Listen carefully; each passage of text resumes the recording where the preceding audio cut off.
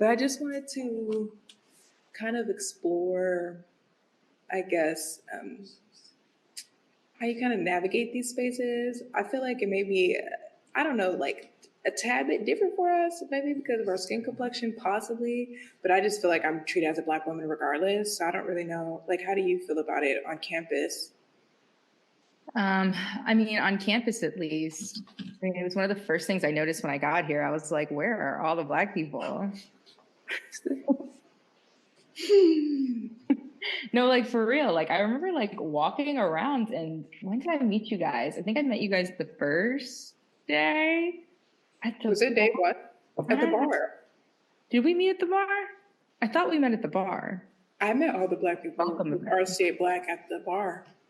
Oh, was it RCA Black? You're right. Okay. Yep. I was thinking at Art Bar, but no, that was just, I think, Suni. No, that you're Suni. I think that was just Shayla and Ransom. And then I met you later. Yeah, I mean, in my program, I was like, I just remember being overjoyed hearing that Aisha was going to, because the first couple of weeks, like she wasn't there. And I was like, oh, am I the only one? Oh, I know. Yeah, and we had gone to South Peckham Gallery to see, I forget what was on at the time. But I'm pretty sure it was there was a piece by an African artist. Man, this was so long ago. And I don't know, I just felt like I really connected really deeply what he was trying to say with this piece. And I remember somebody like raising their hand in class. Like it was like, this is like the first or the second day, and just saying like, I just don't get it. I don't really relate to these people. Not these people. I know, and I said, that's what I said. I said, okay. I mean, for the most part, I feel like it's mostly been microaggressions. Like there's this All Lives Matter woman in one of my courses that like the conversation shifted to talking about Black lives and trans lives. And she was just like, we should just treat everyone like all lives matter. Like I think all lives matter. And I was like, I think it's just, I mean, for me, mostly just been finding and sticking to the community. Like, I always feel like those subtle comments kind of remind me where I am, because like days will go by and I may not really be feeling it because I'm just so in the zone in my studio. And then maybe somebody says something that reminds me that I'm like the only one in this space. I'm trying to think, have I experienced, I think it's more of like an energetic thing. And I find myself in my practice or my explorations, my investigations, I'll be so in the zone, I'll be working up like, oh, I'm really getting to something. And then somebody may come into my studio and they're interested in what I'm doing, so I'll share that with them. But I feel like once I start sharing, they're looking for research to confirm that what I'm exploring can be explored. So then I will experience some level of like self-doubt. And it really feels like I'm gaslighting myself sometimes, because I'm like, oh, well, even though I have experienced this, maybe I do have to do a little bit, like, obviously I have to do research. That's what we're doing. But at the same time, if I'm expressing this is my lived experience, the research is my lived experience. That's what it is. It's the anecdotes. And I remember reading Bell Hooks talking about how oftentimes with, I mean, specifically Black women, our personal anecdotes get spurned to the side because it doesn't come with 10 pages of research. But we add to the research. That is our contribution to the research. It's us. That's what it is, especially when there's not a whole bunch of us in this space. And so my main thing in these spaces is like, sometimes it is kind of like, woe was me, but a lot of the times I'm really aiming to figure out how do I just continue in these spaces. So like my main thing is always aiming to find solutions despite, and not just kind of resting in the other end of the spectrum before I get to the despite, if that makes sense. So like, do you feel like these things hinder you or have a significant impact on how you approach your work and how you approach, how you approach your work in the space, or just how you decide to be in the space? Do you want the long answer or the short? Give me the juicy. The long answer. Yeah. Oh my God, the long answer. Oh, absolutely. I mean, I can think back to my mom having that conversation with me, where she sat me down and we were talking about like what it is I wanted to do with my life. This was back at school, and I was saying like, I think I want to be a filmmaker. And you know, my mom works in the industry, in a different context. She's in the news industry. Yeah, you showed us. That was amazing. Yeah, Miss Meteorologist. But the whole, you know, you're going to have to work twice as hard conversation.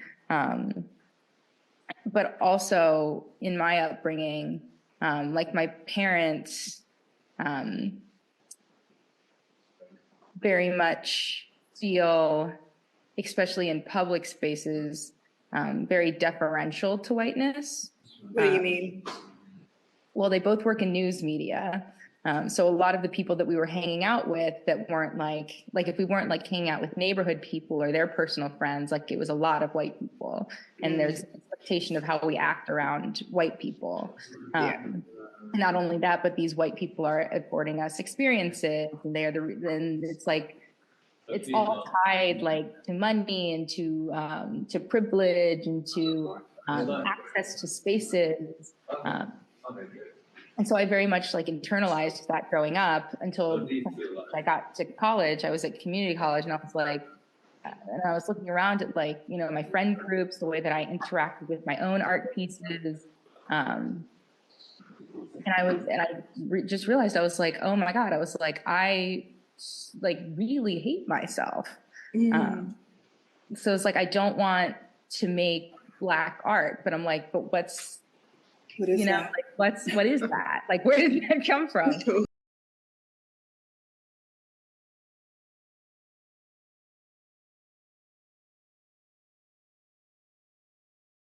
Act appropriately in white space, but it's like, it's so difficult to turn off, I find.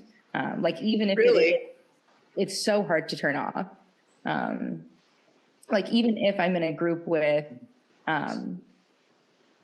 one Black person and then there's like 5 other white people around, I cannot turn it off. Like, unless it's just me and another Black person, like in a space where there's and there's this incredible Arthur Jaffa. I think it's Arthur Jaffa and Bell Hooks.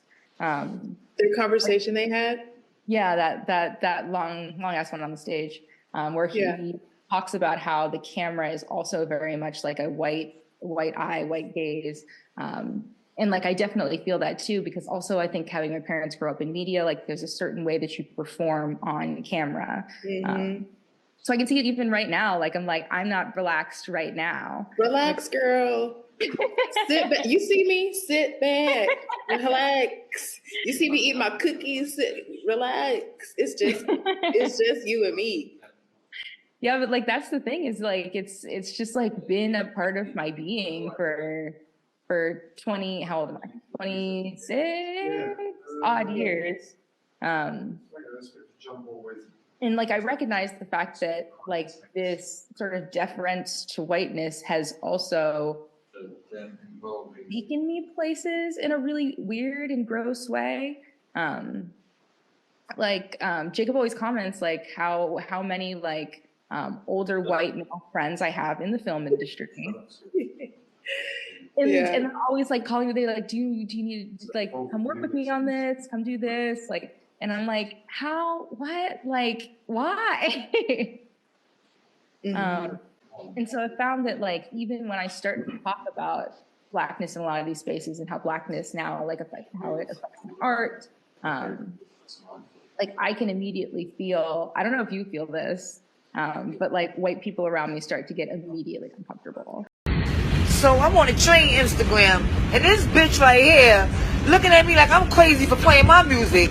But got Tina calling her phone, and she don't want to answer the phone and tell Tina she don't want to talk to her. Now she gonna get up and move.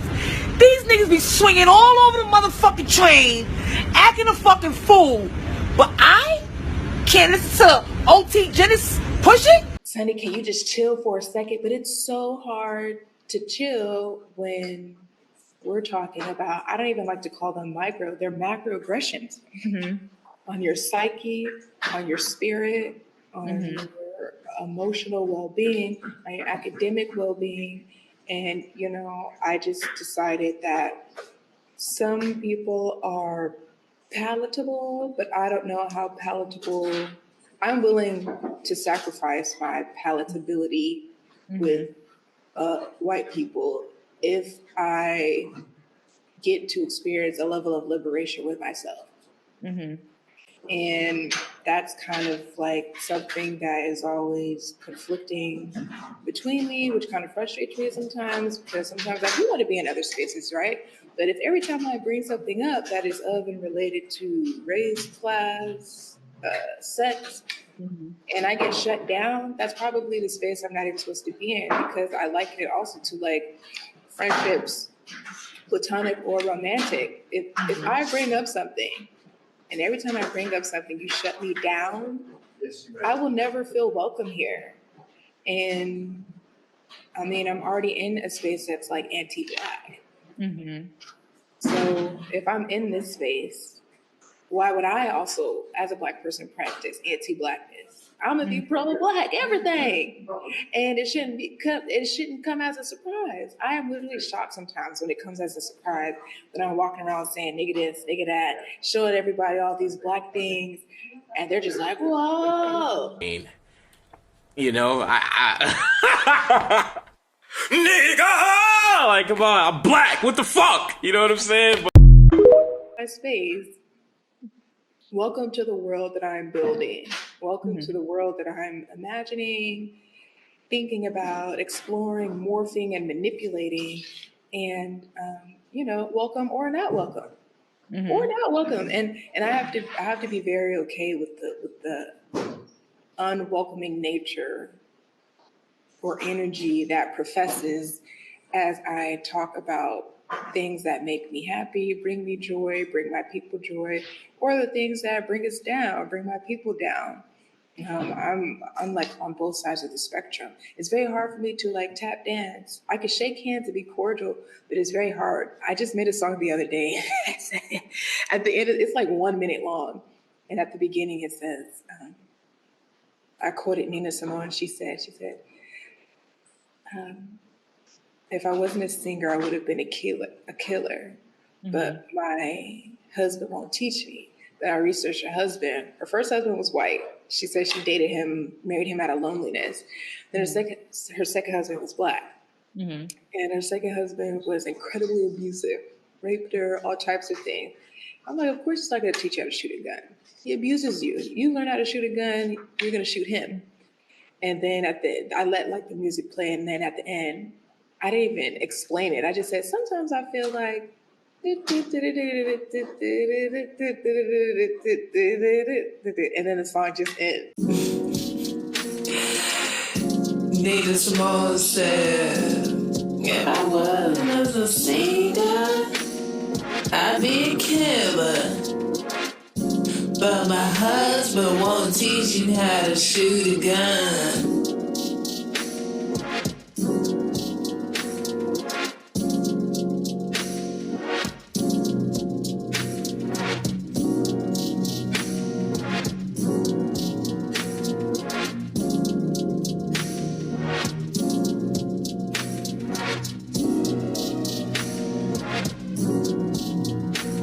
I feel like I have to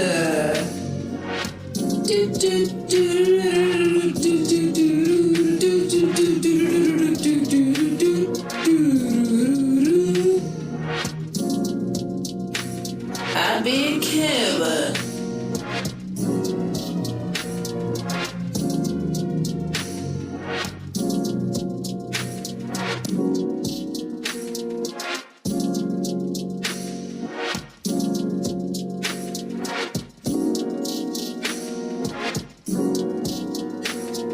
I be a killer.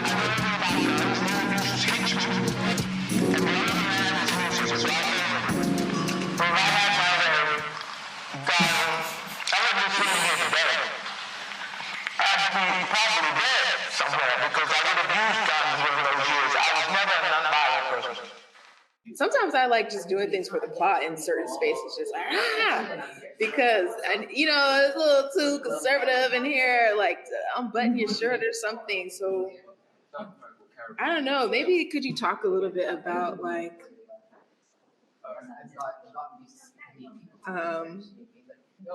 do you have any methods in place to where like maybe you sense yourself turning it on and maybe you're just like, I don't want to turn it on right now, let me turn it off? Do you have any methods in place for that for yourself? I mean, I think having taught for a couple of years has made advocating a lot easier for me. My students have always been, I mean, the biggest light and the biggest inspiration for me. I mean, I'm never prouder to see them recognize their worth in a lot of ways. And it's frustrating as an educator to watch that taken away from them. Like in moments where, you know, we're doing a camera workshop and I'm watching all of the white boys come forward to come touch the camera first, you know? And I'm like, fucking hell, like this was me, like 12 years ago, you know? I'm in such a unique position that I see it a little bit as my, not even a little bit, I see it as my direct responsibility to be advocating for, speaking up for these little girls. So my mom did that for me in a lot of ways.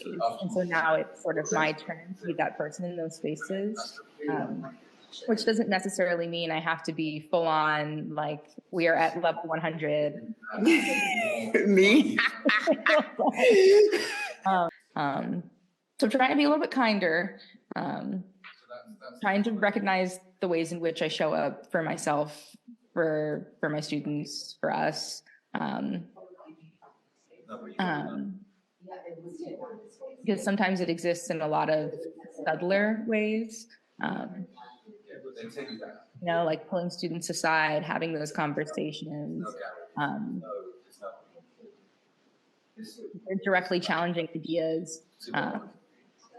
Or honestly, like you said earlier, just, you know, if you're not feeling it today, just be silent. But you can be silent, I think, in a very judgmental way.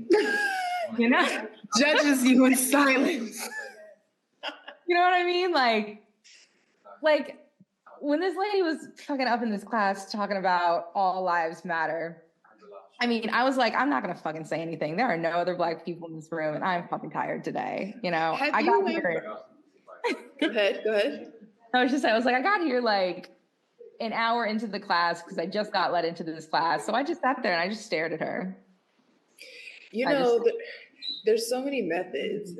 Outside of silence, there's diabolical laughter. Like I would laugh, and people will be like, "Oh my gosh, has she lost it?" That's so funny. No, but you have, because for me, it's like it costs so much money to get over here. Into any institution that I've ever been in, it's so much money. And I know everyone has their own personal story, but mine is so many highs and lows that like by the time I get here, I'm gonna make it worth my while. So sometimes things are happening in class and I would just cackle. Like I would just cackle. Cause you know, like even when I'm watching like lectures and stuff like that, and you know, they're asking Black people these questions or they'll bring up something Like all lives matter. Like obviously all lives matter. Hello. Obviously all women need to be treated like human beings, but we're talking about Black women right now. So sometimes I'm just like, why are they? It's not my responsibility anymore. Mm-hmm. You know, if I'm watching older lectures and they're saying it then, I'm not perpetuating the same thing. Like, if someone watches me in a conversation, I want the conversation to be even more diabolical than an eloquent answer from Toni Morrison. Mm-hmm. I came here to be a critical thinking menace. I came here to do what I want to do, but also you're sitting here asking me things from around the way. Now I'm just going to laugh. And then if I answer this question, I'm going to send an invoice later because I'm going to get my reparations somehow. Because what are you asking me? Silence, diabolical laughter. Then there's the eloquent route. Then there's just the research factual route. But I think that any route that Black women want to answer in is 100% valid. And I think a lot of times we get so caught up in immediately transmuting and alchemizing macroaggressions, prejudice, just mean nuances and disturbances to communicate in a way that's still nurturing. What I need to be nurtured. Cradle me, hold me, pray for me, cry for me, scream for me, jump for me. But you want me to do all of that for you.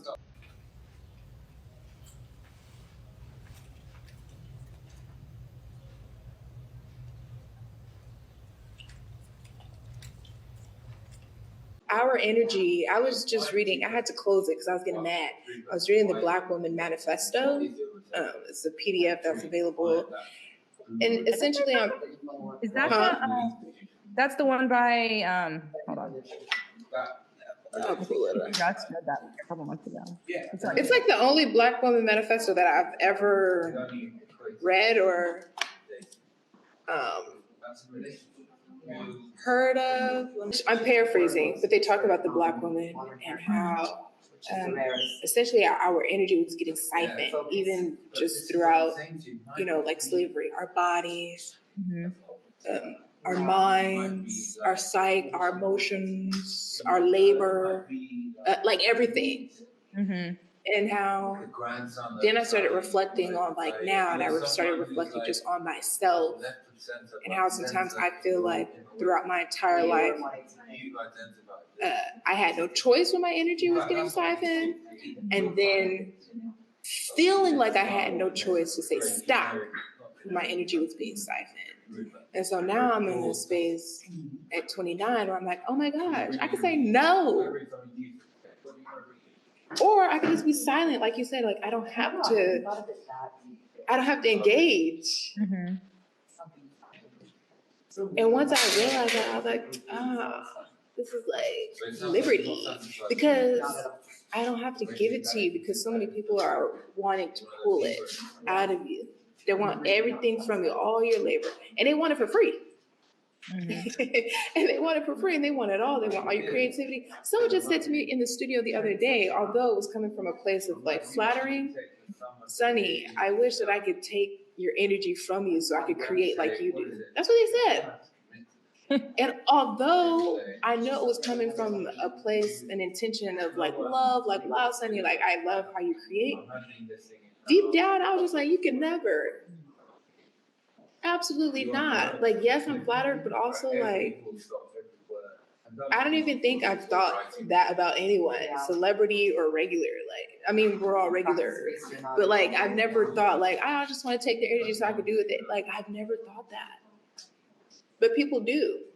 And the comment came from a man, so it was just like another kind of like, I was like, you know, I was like triggered, but like not triggered in a way that I'm angry, but just kind of like, I just read that manifesto and I couldn't even finish the whole thing because it's like, I got to keep reading it, but just like one page a day, it's a lot.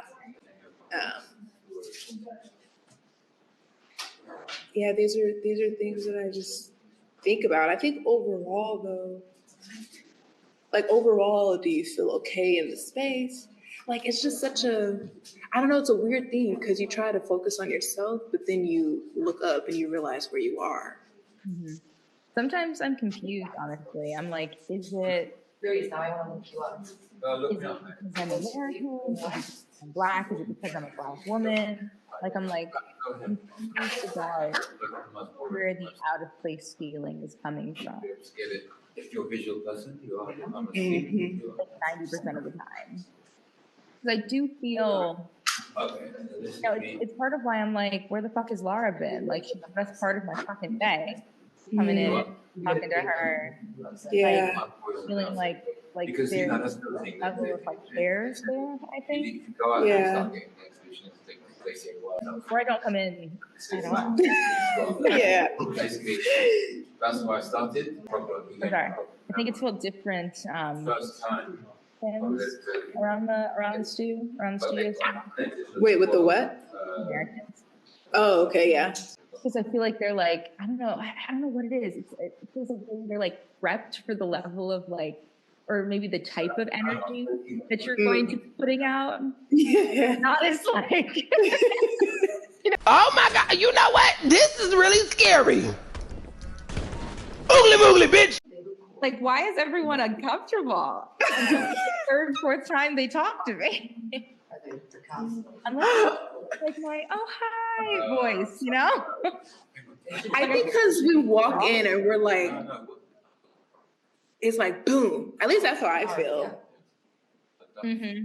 I feel like I walk in the room and it's just like, what was that? Literally, I was walking and this little boy over in front of the co-op. He was like, he pointed at me like this. He was like, big hat. And I looked at him, I was like, big hair, yes, big hair, yes.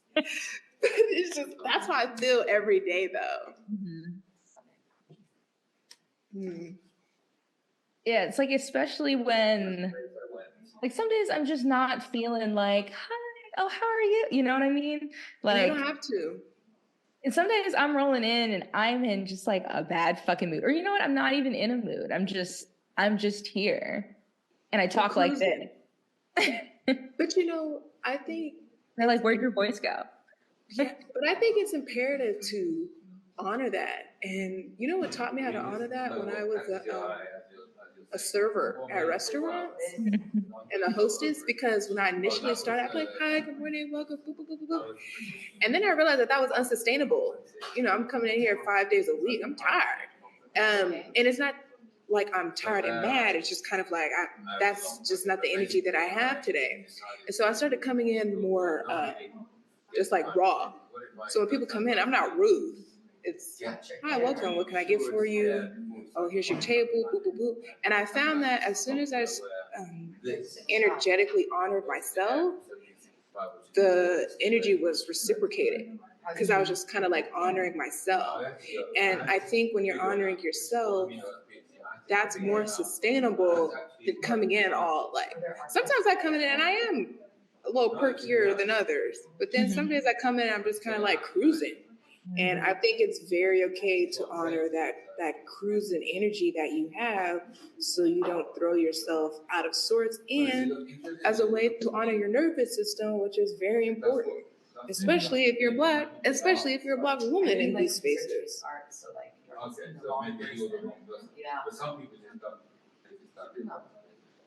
Yeah, I don't know, I always put that up against it goes back to that conversation that we had about performing.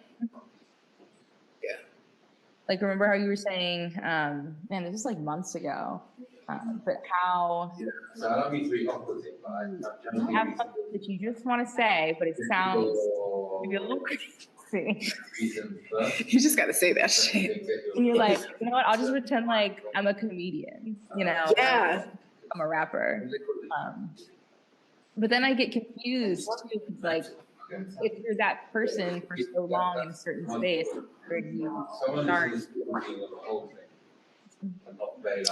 I mean, you just kind of like turn it on and off. I mean, have you ever seen that film, Everything Everywhere All at Once? Mm-hmm. Okay, I think that film, I mean, there's other films that have done it, but contemporary.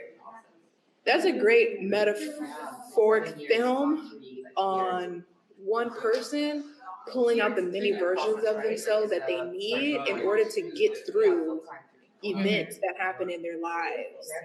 And so sometimes when you walk in the room, like people will say like, oh my gosh, you're so confident. And I am, but I have to wake up and tell myself that I am and give it to myself. It's not like I wake up every day just like I am confident. It's a practice. It's like a muscle that I'm working all the time. And you know, if I have to give a lecture for I have to give a talk for 10 minutes, you know. Okay, then who do I need to become to give what I personally feel like is just a great lecture that gets my point across?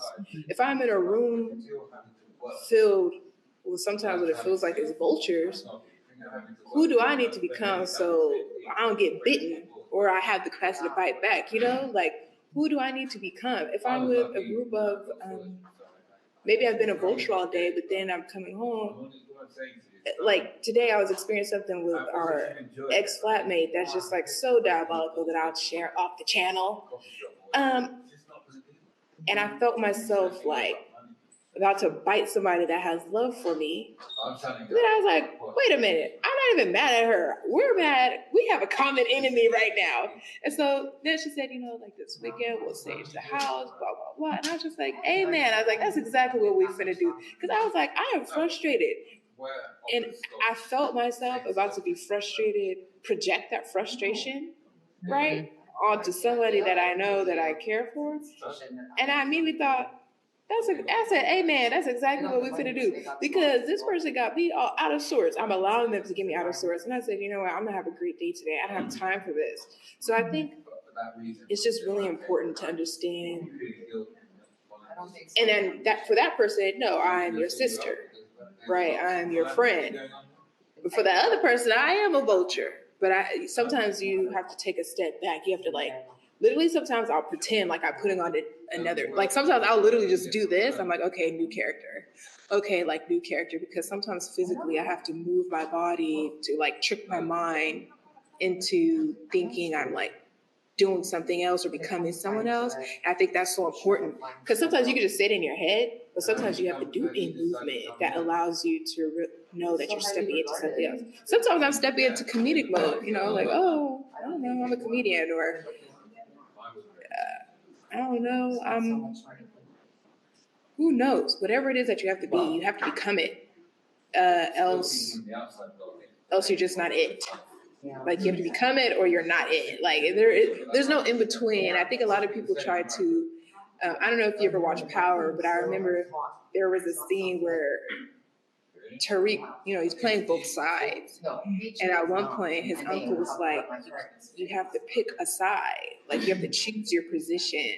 Like you could only play both sides for so long before both sides begin. They're gonna close in on you. And once they begin closing in on you, it's so important. You have to choose a side. You can't just be skating in the middle thinking that that's not gonna last forever. Mm-hmm. And I think a lot of times people are trying to skate both sides and then they turn 50 and they're like, oh shit, like I gotta choose a side. It's like, you were supposed to choose a side 10 years ago. It's like, it's the same with relationships. You play both sides and then both sides start question.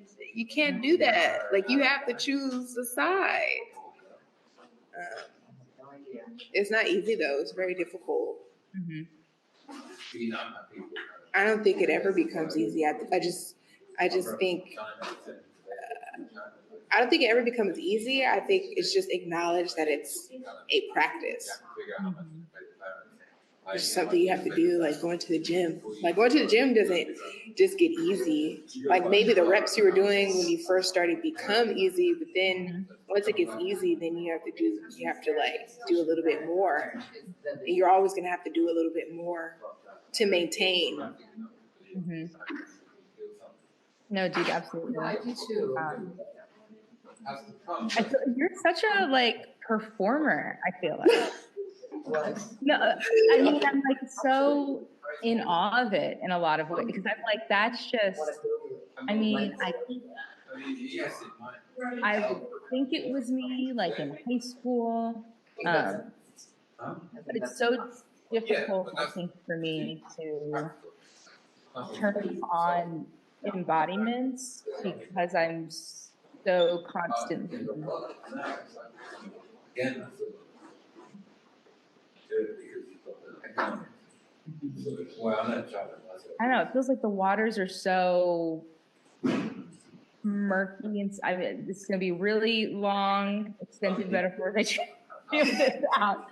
But I feel like inside of me, like the waters are so murky, and half the time I'm like moving blindly towards an emotion or a feeling. That it's just so difficult for me to say, okay, I'm going to be this person. I think why I'm adjusting when I got here is because I was like, I am a teacher. You know, I'm a teacher and I'm a professional filmmaker and that is what I am. But then to move back into now I am a student and I'm learning, I was like, what, like, who am I? What am I doing? Did I make the wrong choice? What's happening right now? Yeah. I think you're everything.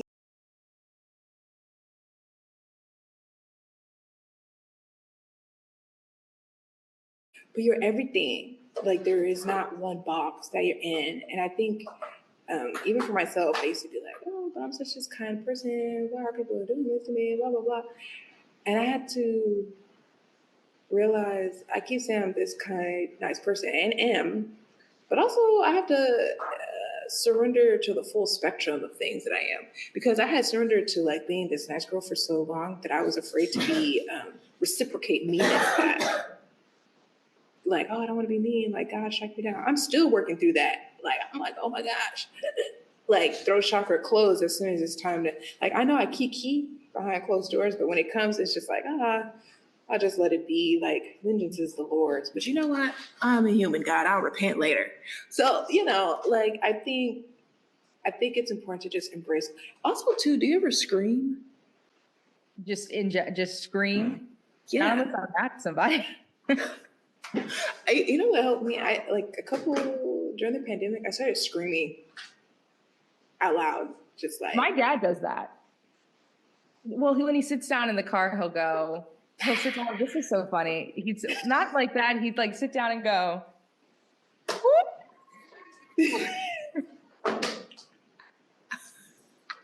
That's so imagine like Dwight stopped screaming in the car. Dude, he knows. But it's nice. He knows. Because sometimes you may not have words to articulate. And I think oftentimes we as humans forget that we're also animals and we deny ourselves somatic releases because we're not kids. So it's perceived as like crazy. But you know what is crazy? Not honoring your somatic releases. Like you ever see, like you have animals, like they be shaking, doing weird stuff. I'm like, what are you doing?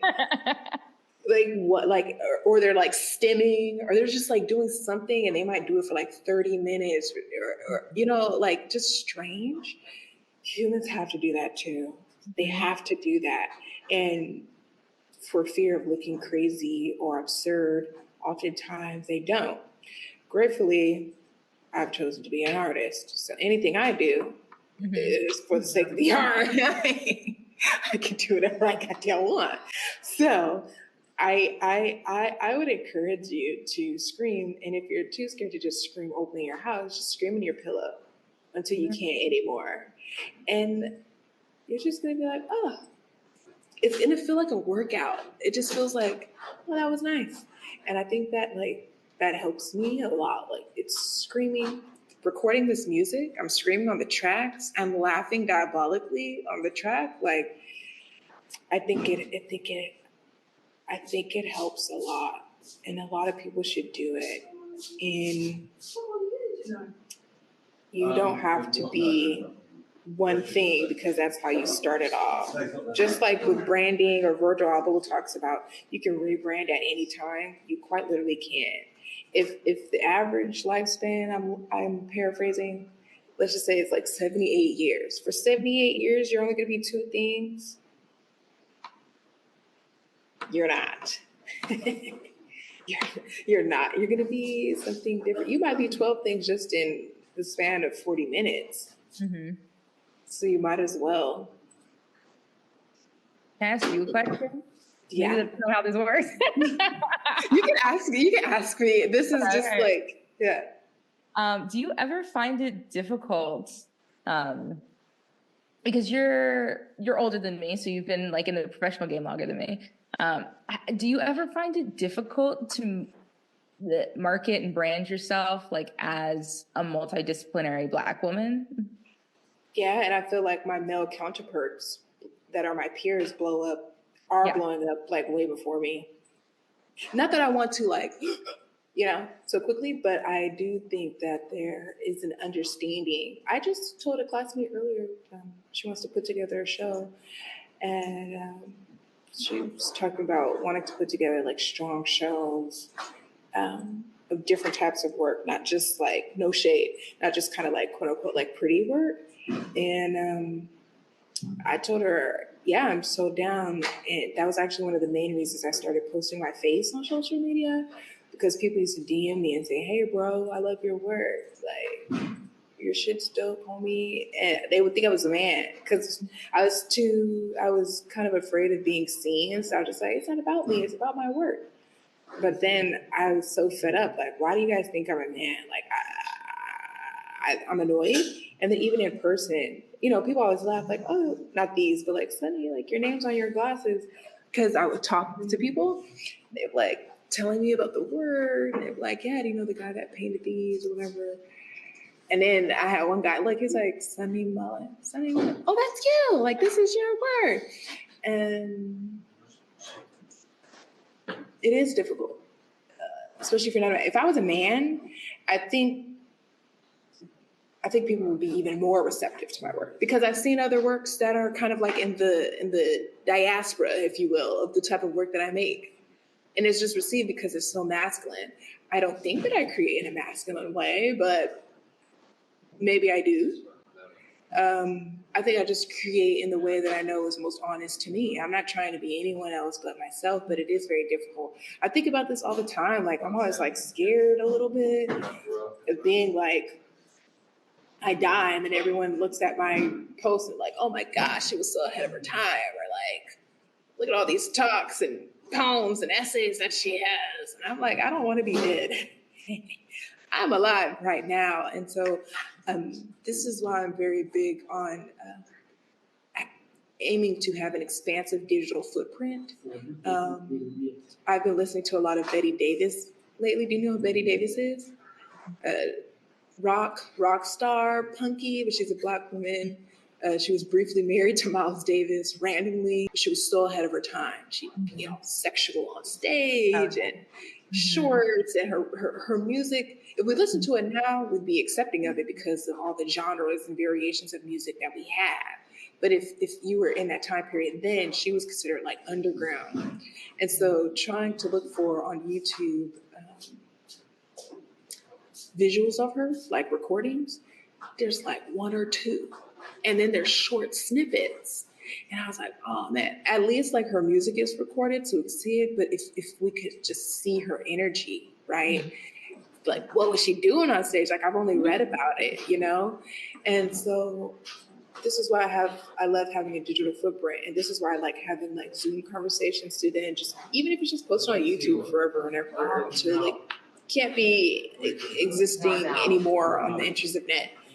Because oftentimes women like, I'm not saying women like us, but oftentimes women like us, we get kind of like lost in the sauce. And then on top of that, everyone's looking for you to package everything so well. It's just kind of like, I came here for the word, and I came here for my words to resonate or not resonate. I came here to critically think, and I think I'm doing my part the best way I can as one person. Truthfully, honestly, I need a manager. Somebody told me they were like, you just need a gallery to represent you and give you the resources you need to just do what you need to do. And I said, I couldn't have said it better. That's exactly what I need. Or some money, some pounds to just do what I need to do so I can hire a team. We could be a team, you know, of people who just kind of like incubate. Like if me and the other Black women I know, if I could just plop us in a big ass studio in which we could also live in, and that would be our base, even if we were traveling around the world, but that's our base. I would love to do that. I would love to have a base and money so we could just produce and do what we need to do. But it is difficult. I don't even know what I'm doing half the time as it relates to like the professional end. People tell me like, oh, this is great, blah, blah, blah. I'm like, where the pounds at? Where the dollars at? Where the quid at? Like, so it's hard. I have no idea. When I started, it was hard. It's still hard, but it's also fun. And I'm always praying that I didn't invest in my education foolishly. And I don't think I did because I'm not foolish. I've done foolish things, but overall I'm not like foolish. So I really don't know, because I see my counterparts and they, I kind of like, let's just say we do the same thing, and it's like boom, here you are, you're this hot man, and you can like have all these things, and then like me as a woman, if I don't flirt back, and that's another thing. Well, you have to go make it tough. Anyway, nice to meet you. I don't want to flirt. And that's always so frustrating. It's like I'm so I am beginning to understand why people like Michael Jackson just fully covered themselves, or Kanye West just fully covers himself, or Beyonce doesn't come outside, or or like Prince, or it's like all these people. It's like you're kind of like hiding yourself so people just see the work or the things that you're doing. I just seen Pope L's show. I can't stop raving about his short film that he did, which essentially was a conversation about the fall of an empire. But instead of using people, he used animals. And so because you're focusing on the animals, you're mostly focusing on the actions of the animals, not so much kind of like the type of animal, where the animal is from, and all these different things. Whereas if you were to use humans, they'd be so focused on, oh, that person's Black, that person's Chinese, that person's, and then we start thinking about backgrounds and we start projecting a story onto them. And, it becomes different. And so I think sometimes removing one's kind of like being from the work allows people to just focus on the work. Mm-hmm. But in the age of social media, it can be a little bit difficult because everyone's looking for you. And everybody wants you to give your 50-part story. I'm like, I don't want to share my 50-part story. Like, maybe I want to share like increments of it throughout my 78-year lifespan. Let me not manifest 78 years, but throughout my... I know, so you're really focused on the 78 years, girl. But like my lifetime, so it's like, I really don't know. I really don't know what I'm doing. And a lot of times I'm terrified because I'm like, oh my gosh, what's next? So I have to figure out ways to like not do the things I don't want to do, even if, I'd rather have 30 pounds in London, live my best life, than $30 in LA, and I'm just like miserable. I mean, yes. But what's something I don't know if that answered your question, but the answer is I don't know what I'm doing. I don't know, but I'm energized always for the future, and I just keep going. But I'm always trying to figure out ways to not become someone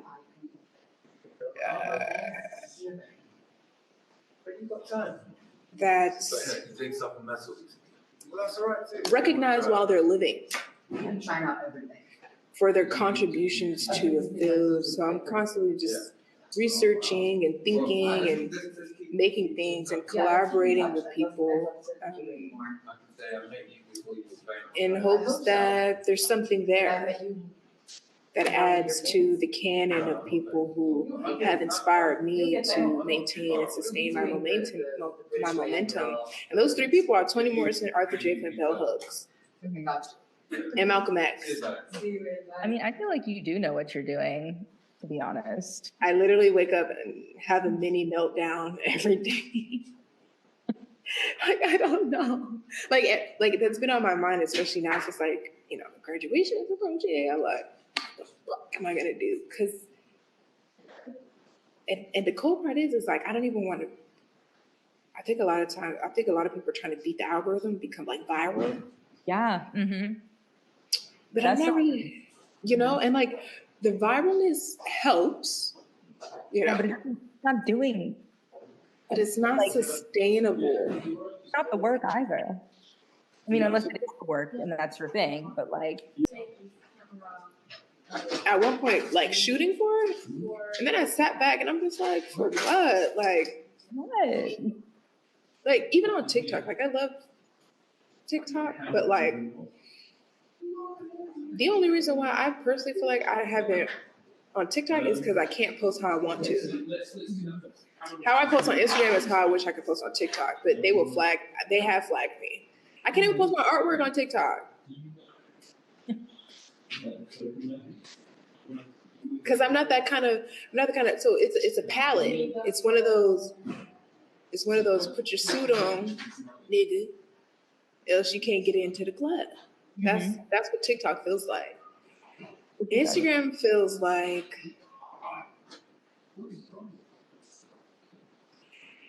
Instagram is like, come as you are, but not too much. Because I've been flagged on Instagram too, but not for real. It's just one of those like, come as you are, but like not too much. And then YouTube, that's a free for all. YouTube is just because I've seen the works on YouTube, so that's why I also have a love-themed relationship with YouTube because I just recorded posts, like whatever. The only difference between, I mean, I think on YouTube you can now like have like a wall, like you can post stuff, but I'm not too invested there yet, or will be because I have Instagram. But honestly, if YouTube became like Instagram in that way, like I would just only be on YouTube. Yeah, I feel like it would. TikTok is like, I mean, it's king with like this fucking. What is it at 1 minute? No, what is it? It's like 3 minutes now. On TikTok? Yeah. No, the max is 10. 10, Jesus. It's been a while since I've been TikTok. Wow, 10 minutes. People are shooting like whole, I remember this one girl she posted, she said this was a couple months ago, she said she felt like TikTok would be competing with streaming services. And at first I was like, streaming? But then I thought, no, because how many times have I tried to put on a show, or even like a YouTube video, and then I just kept scrolling. And she was right. It's competing with streaming services. I actually have a daily limit set now to a maximum of 1 hour. So once it hits 1 hour, I just get off of it. So it's like throughout the day, like 20 minutes here, 10 minutes here, 5 minutes here. Once it gets to 1 hour, I just get off because I can be on it for hours, like, and wake up and be like, oh my gosh, it's been 6 hours. Like, what was that? I could have been doing so much more. And ever since I've been off of it, I made a whole album. Like, I've done so much. That's your time. Yeah, it's not, but there's so much good stuff on there, but there's also like a lot of stuff, like, also just feels like a space now where information is being regurgitated from other platforms. So, you know, the OG platforms at this point are YouTube and Instagram. And I could be sounding like a purist, and I try so hard not to be, but Instagram and YouTube especially YouTube, it has it. It is it. It is what TikTok is aiming to become, so there's really no point. That was long-winded, but there was an answer in there somewhere. There was an answer in there, so There was something in there, you know. I just have to say a prayer. And I also don't make like, not that I can't or don't want to, but I don't make like, when people see women, they have an idea of like what type of art women make. And then there's Suni, and they don't really know what to do with her. Because it's not like I make my work and I'm quiet. I think that would be different. If I just made my work and I didn't speak. But I also speak. And I'm not a man who speaks, so it just comes off completely different. Like Arthur James sat on the stage and said that he was an argumentative. And I was like, me too. But I'm also a woman, so I don't know. What do you think? I mean, like for me or for you? No. Both. Because I think for you, I mean, I can definitely see how in a lot of spaces, like watching you interact with people, it does feel like people are very much like taken aback. You are as no, but like in the best of ways. No, seriously, it's in the best of ways. As like direct and argumentative as you are, and it would come off differently, absolutely, if you were a man.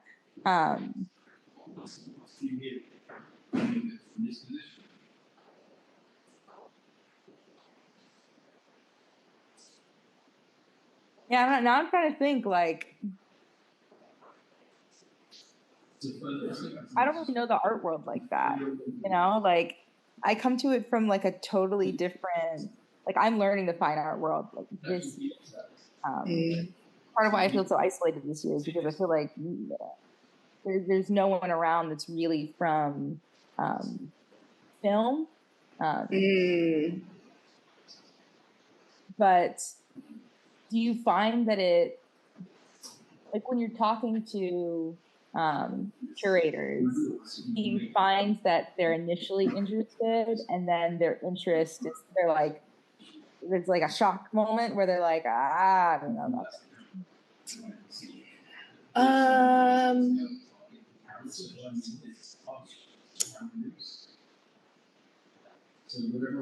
I think it's like, I've always thought that the fact that you're so provocative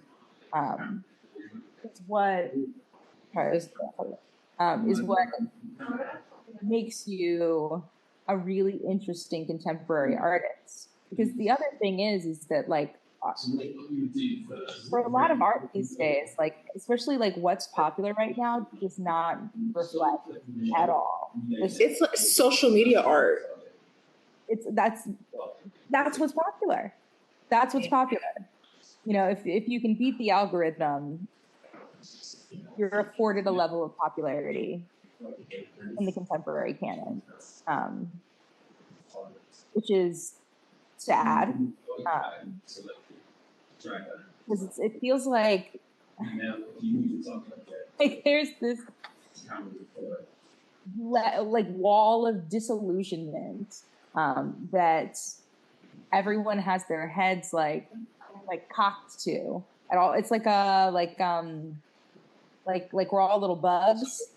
There's a big light on, and they're all looking. Your eyes over here, and then you know when we have struggles like and everything, genocide, housing crisis, rape. All of these like things that people are like fucking screaming about in the background, but I think the fact that all of that stimulus is there constantly makes people seek out that dopamine from, you know, like you call it like social media art. Like they're like, they want that, they need that because this is just too much. So it feels like artists who are attuned to what it is artists are supposed to fucking do, which is represent the time, are shoved back here with all the rest of that crap. And everyone's heads are up here looking at like junk food, shiny white land. You know, sometimes I'm not, most of the time I'm actually not even mad at it because my goal is to be here for a long time. So I came in it not even wanting to grab and go. But some people are in it for grab and go, which is okay. But I also, realizing that, learned I had to surrender to the longevity of my work because it's just going to be like this ongoing thing. No, I don't want to be 80 years old when I like, oh my gosh, look at her. But at the same time, I've agreed to the amount of work that I have to do to get to wherever it is that I'm going. I don't even know where I'm going. I just know I keep compiling information that I feel like makes sense in conversation with one another. And I'm hoping it makes something available to me because the interest originally was just Black people. Mm-hmm. And I'm interested to see where we've been, but mostly where we're going. And we're going to space. We're going to space. I think, I don't know, it's just so vast. Mm-hmm. And I'm so appreciative to be Black and happy all the time. Mm-hmm. And I always tell people, like, even, you know, say for example, in spaces where, you know, you feel like you have to perform. And part of me, this is why I also gives myself permission to kind of like be how I am. Mm-hmm. Every film that I've ever watched in my lifetime, books that I've read, white people, through their imagination, never fail to tell you how afraid they are of Black people. Mm-hmm. Ever. Like, I have not, they're always afraid. It could be an energy, it could be an entity. They could have turned us into a blue monster. They could have turned us into a fucking alien. But whatever that is, we are the other. They could have turned us into a gorilla, an ape. It's us. They've embodied the us. And they are afraid. And they have every right to be. And knowing that, I get to be Casper. I get to say, boom. Like, yeah, I get to do that. And so that's pretty much how I see myself in spaces. I see myself as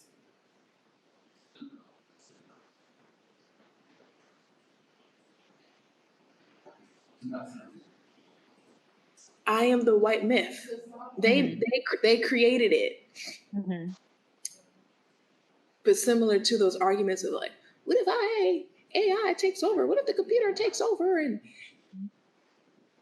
takes over the world? They're not talking about fucking computers. They're talking about niggas. They're not talking about computers. I promise you that. They're talking about niggas. Niggas are the computers. We are the laborers. Mm-hmm. That is Black people. And they are terribly afraid, which is why they didn't want us to read and write, of our ability to think for ourselves, which is why they're constantly aiming to think for us. And for many people, it has worked. But for those of us who are in these anti-Black institutions, mm-hmm.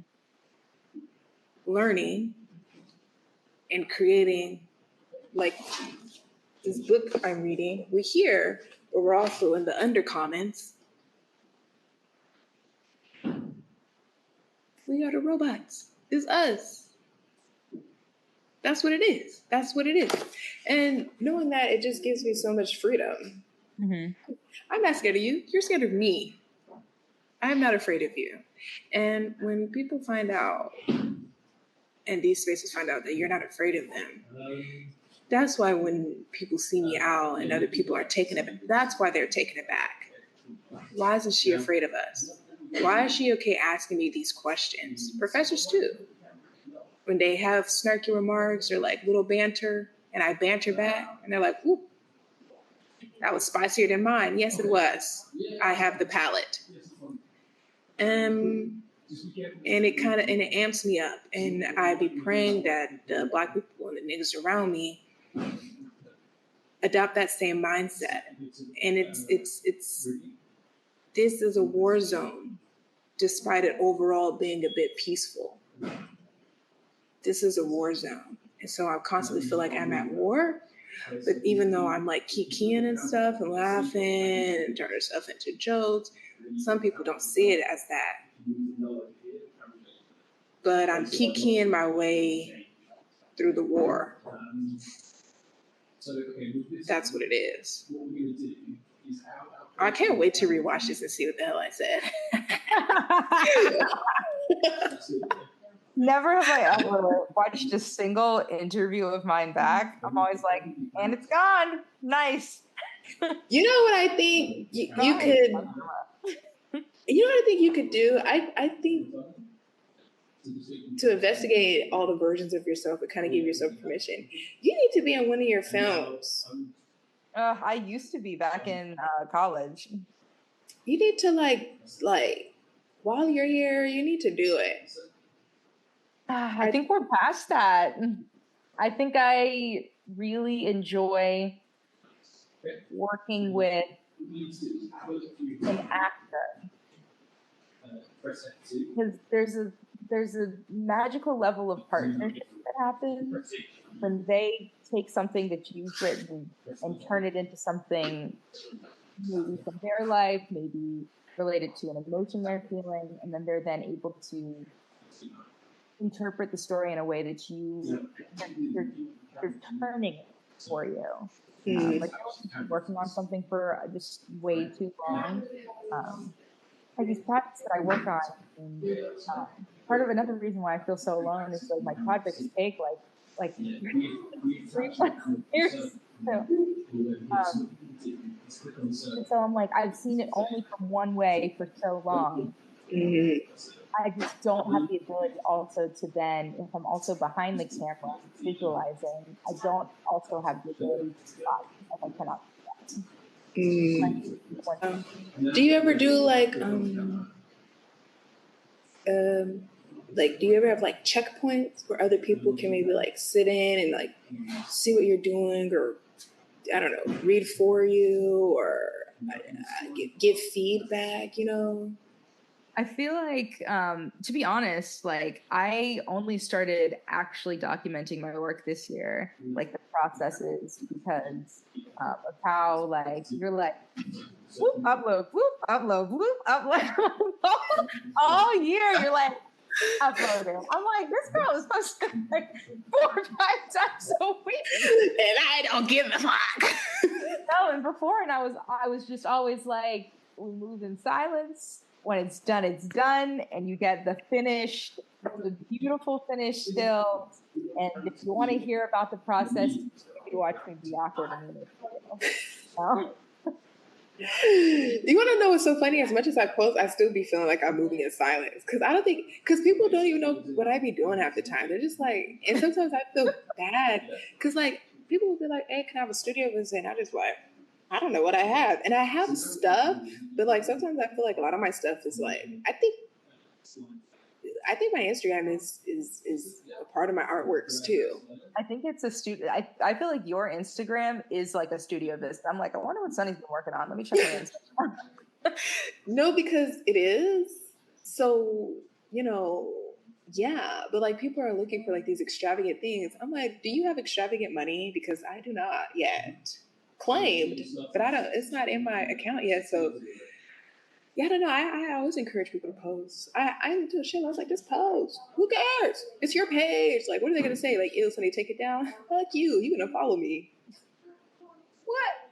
I don't know. I mean, yeah. Or cast me to be you. I could be you. I know. I'm like, I love working with my friends. Working with friends as actors, I feel like it takes a lot of the building that you have to do at the beginning of like beginning of a collaborative relationship away, because you already start from a level of like, you know, the thing that I've probably written this off of, like we've probably talked about it. You've been there probably for most of the project. Yeah. Which is why a lot of the times when I write, I'm imagining the characters in the script as people I know. I'm like, this kind of reminds me of the script. Let me write the way that, you know, I think they would talk in this situation. But yeah. I might actually, I appreciate you for joining this chat. Yeah, damn, it's been like an hour and a half. We should actually do more of these. I've enjoyed talking to you because I don't want you to feel like alone in school. You know, you could call me, you could text me. You know, I don't really be hanging out. Somebody was just like, you have such a solitude constantly. You said what? Yeah, I'm in solitude constantly. Yo, I told somebody that yesterday. They were like, you're always outside. I was like, if you see me outside, I'm by myself. The rare occasions when I am with people, that's exactly what it is. It's a rare occasion. Like I'm with, like, What's brands? Yeah. Like I'm always just like solo dolo. Like tonight, someone posted they had an extra ticket, so I'm going to the New York Ballet by myself. Like I just be chilling, and you know, then I come back home, do a little yoga. Like yesterday, I went to bed at 8:00. Day before that, I went to bed at 7:30. Day before that, it was 6:32. And I know because that's the last time I literally looked at my phone and I threw it and I just put my head over the covers. Like I be at home, I be vibing, and but if you ever need to call or text, you can. You don't have to feel alone because I be feeling alone for sure. But then I started randomly asking the group chat for stuff like, who knows how to film a movie? Like anytime I feel alone and then I have an idea in my head, I'm like, fuck it, I'm gonna just get this idea off, like, and I just start asking people. But I may need you for maybe like a 2-minute short film. We can shoot it on my phone because I got this little app. I'll show it to you. What you got? Adobe Rush? No, it's called Black Magic Cam, and it's supposed to mock. Oh wait, you can't see it because of my green screen. But it's supposed to mock like a decent camera because when they're checked out from the studio, the resource, I'm just like, how am I supposed to shoot my film? So I did some research on TikTok and I found Black Magic Cam. Are you familiar with that? Yeah, I usually teach my students the Black Magic line. Oh, really? I didn't know that there was an app.